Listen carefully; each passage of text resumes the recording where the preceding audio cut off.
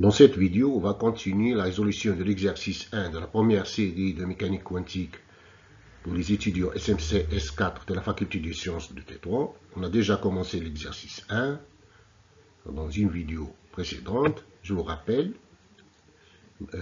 rapidement l'énoncé de la première question. Pour expliquer la loi de Stefan Boltzmann, Planck admet que l'échange d'énergie entre la matière et le rayonnement doit être sous forme discontinue, c'est-à-dire h bar oméga, de h bar oméga, etc. La première question était de trouver l'énergie moyenne échangée entre un oscillateur de pulsation oméga et le rayonnement. Cette question est déjà traitée. Pour ceux qui n'ont pas encore vu la solution, il suffit de consulter le lien suivant. Ce lien qui apparaît dans cette vidéo. On a trouvé, le résultat final, on a trouvé que l'énergie moyenne échangée égale à h bar oméga sur l'exponentielle de h bar oméga sur 4t moins 1.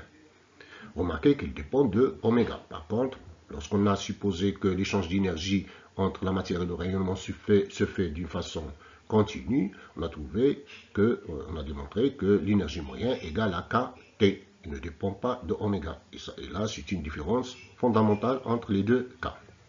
Maintenant, la deuxième question. On rappelle que dans une cavité à l'intérieur d'un corps noir, le nombre des ondes stationnaires par unité de volume et dont la pulsation comprise entre oméga et oméga plus d de oméga est d de n oméga égale à oméga carré sur pi carré C3 fois d de oméga. Là, c'est une formule déjà démontrée pendant la séance de cours. Il suffit de la réviser.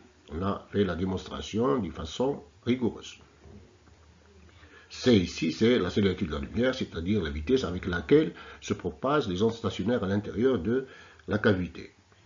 Et n de oméga, ici, c'est le nombre des oscillateurs qui ont la pulsation oméga. La question. On déduire la formule de Planck qui donne la densité énergétique spectrale du rayonnement en fonction de oméga. Donc la densité énergétique, c'est l'énergie par unité de volume.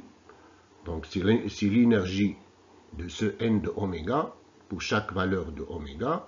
Spectrale, puisque cette densité énergétique dépend de oméga. Si on dérive par rapport à oméga, on appelle la densité énergétique spectrale. Et on trouve la formule de Planck. C'est ça l'objectif de la deuxième question. Pour démontrer la formule de Planck, on va faire d'abord une remarque. Supposons qu'on a N1 ondes stationnaires qui ont l'énergie Y1, N2 ont l'énergie Y2, N3, Y3, etc. Et le nombre total des ondes stationnaires, on va le noter par grand N. Donc la valeur moyenne qu'on a déjà calculée, la valeur moyenne de l'oscillateur, la valeur moyenne de l'énergie échangée entre un oscillateur et l'onde stationnaire, c'est N1, Y1 plus N2, Y2 plus etc. divisé par le nombre total des ondes stationnaires. Donc, qu'on peut écrire sous la forme l'énergie totale divisée par grand N. D'où l'énergie totale égale à grand N fois la valeur moyenne. Remarquez que c'est comme si on peut calculer l'énergie totale d'une façon plus simple.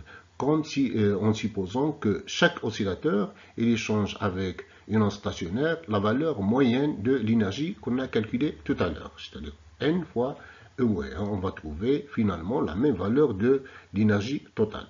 C'est ça la remarque. Donc, pour calculer la densité énergétique des ondes stationnaires dont la pulsation comprise entre oméga et oméga plus 2 de oméga, donc pratiquement ils ont la même valeur de l'énergie moyenne, donc d de U égale à E bar fois d de n oméga. En remplaçant tout simplement l'énergie moyenne et d de n oméga par leur valeur, on trouve d de U égale à cette expression que vous voyez ici. D'où la densité énergétique spectrale qui est d de U sur d de oméga égale à h bar sur pi carré C3 fois oméga 3 divisé par l'exponentielle de h bar oméga sur 4t moins 1 qu'on appelle la formule de Planck.